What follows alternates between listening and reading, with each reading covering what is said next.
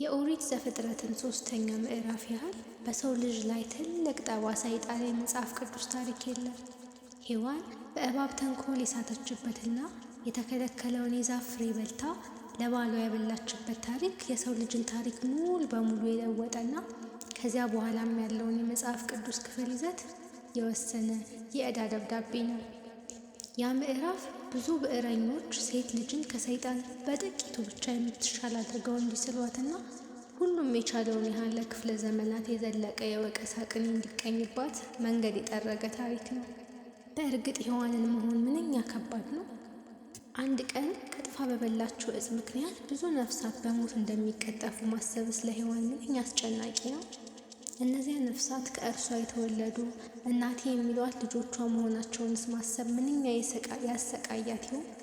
ምናልባት ሔዋን ዕፀ በለስን በበላችበት ቀን አጣጥማው ጣፍጧትም ላይሆን ይችላል። ግን በዚያች ዕፅ ምክንያት ለልጆቿ መራራ ሞትን እንዳጎረሰች ማሰብ ለሔዋን እስከ ዕለተ ሞቷ ድረስ የመሪር ሐዘኗና የእንባ ምንጭ ነበር። የሔዋን ጭንቀትና የጥፋተኝነት ስሜት ከሞተችም በኋላ የምትገላገለው ነገር አይደለም። ወደ ሲኦል ከወረደችም በኋላ ባለጠጋው ነዌ አብርሃምንና አልዓዛርን ባየበት ዓይን በአጸደ ነፍስ ሆና የምታየው ነገርም ለእርሷ ማንም ሰው ላይ ከደረሰው በላይ ቅጣት ነው። ከእርሷ ቀድሞ በግፍ ተገድሎ የሞተው ንጹሕ ልጇ አቤል ብቻውን ወደ ሲኦል የወረደው እርሷ በበላችው ዕፅ ምክንያት ነበር። ሔዋን በሞተችበት ዕለት ወደ ሲኦል ወርዳ አቤልን ስታገኘው ምን ተሰምቷት ይሆን? ንጹሕ ልጇ አሟሟቱ ሳያንሰው በእርሷ ምክንያት ሲኦል መገኘቱን ማየት በራሱ ለሔዋን ሌላ ሲኦል ነው። እግዚአብሔር በዳይን ለጣላት ሔዋን የሚጎዳ ማሰሪያዋ ከሲኦል ማውረዷ በላይ ብዙ ንጹሐን ሰዎች በእርሷ ጥፋት ወደ ሲኦል ሲወርዱ ማየቷ ነበር። እንኳንስ ሲኦል ቀርቶ ምድራዊ እስር ቤት ውስጥም ቢሆን በእኛ ጥፋት ሰዎች እየታሰሩ ሲገቡ ማየት እጅግ ያስጨንቃል። ሔዋን ለ5500 ዓመታት በሲኦል ሆና የልጅ ልጆቿ ሁሉ ወደ ሲኦል ሲመጡ ያየች ተሰቃይታለች።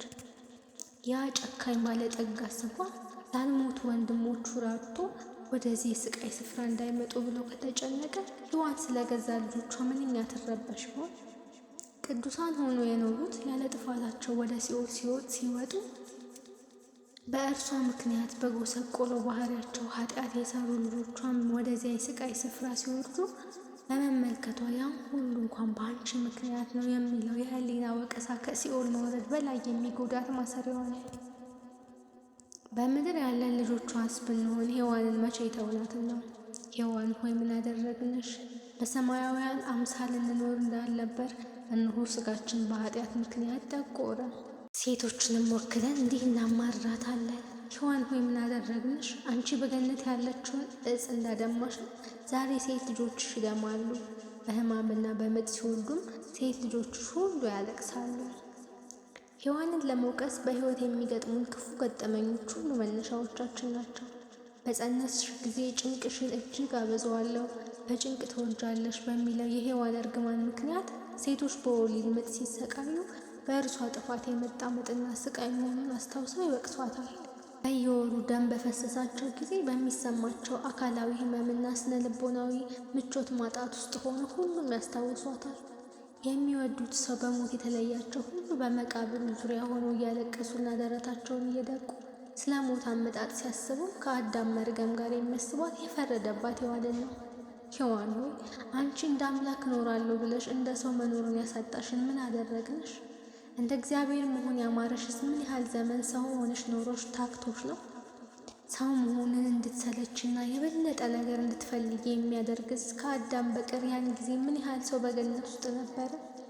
አምላክነትን የሚያስመኝ ገዢ ሆነሽ በተፈጠርሽበት ዓለም የጎደለብሽስ ምን ነገር ነበር? ገነት ውስጥ እየኖርሽ የምኖርበት ኑሮ ይበቃኛል ማለት እንዴት አልቻልሽም? የሰው ልጆች ሁሉ እናት የመሆን ክብር ተሰጥቶሽ ሳለ ለልጅ ልጆችሽ ሕመምና ሞትን ያወረስሽን ለምንድን ነው? ገነትን ከምታህል ርስት ወጥተሽ በተረገመሽ ምድር የወለድሽን ስለምንድን ነው? የሚሉ የብዙ ትውልድ ጩኸት በህሊናዋ ውስጥ የሚጮሁባት ሔዋን ብቻ ነበረች። ሔዋን ከውድቀት በፊት የሰው ልጅ የነበረውን ጸጋ ጠንቅቃ የምታውቅ እንደመሆኗ የሰው ልጆች ምን እንዳሳጣቸው ከእኛ በላይ እርሷ ታውቃለችና እኛ ከምንወቅሳት በላይ ልቧ የሚቆስል ሐዘንተኛ ናት። ነፍሷን የማያሳርፍ የነቢያት ለቅሶ ይረብሻታል። ሁላችን እንደ ርኩሳ ሆነናል። ጽድቃችንም ሁሉ እንደ መርገም ጨርቅ ነው። ሁላችንም እንደ ቅጠል ረግፈናል። በደላችንም እንደ ነፋስ ወስዶናል። ሰማያትን ቀደህ ምን ነው ብትወርድ፣ እጅህን ከአርያም ላክ፣ የእስረኞች ጩኸት ወደፊት ይግባ የሚሉት የነቢያት ጩኸቶች ከማንም ፍጡር በላይ ሔዋንን ያሳቅቃሉ። በዓለም ላይ የብዙ ሺህ ሰው ነፍስ ያጠፋና ያም ባይሆን ለብዙ ሰው መጥፋት ምክንያት የሆኑ ብዙ ሰዎች አሉ። የሔዋንን ያህል ግን ለሞት መፈጠርና ለብዙዎች ነፍስ ጥፋት ተጠያቂነት የሚሰማው ሰው የለም። ለአቤል ሞት ምክንያት የሆነው ቃየንን እንደዚያ ከተረበሸ ለአዳም ዘር ሞት መነሻ የሆነችው ሔዋን ምንኛ ትጨነቅ ይሆን? ለመሆኑ ለሔዋን የሺህ ዓመታት ጭንቀት ለሰው ልጆች የዘመናት ምሬት የሆነውን የዘፍጥረት 3ኛ ምዕራፍ ታሪክ ምንድን ነው? በእርግጥ የአንድን ዛፍ ፍሬ ቀጥፎ መብላት ይህንን ያህል ዋጋ ማስከፈል ነበረበት? እግዚአብሔርስ ዛፉን ለምን ፈጠረው? ዛፉ መልካምና ክፉን እንድናውቅ የሚያደርግ ከሆነ እግዚአብሔር ክፉና ደግ እንዳንለይ ይፈልጋል ማለት ነው።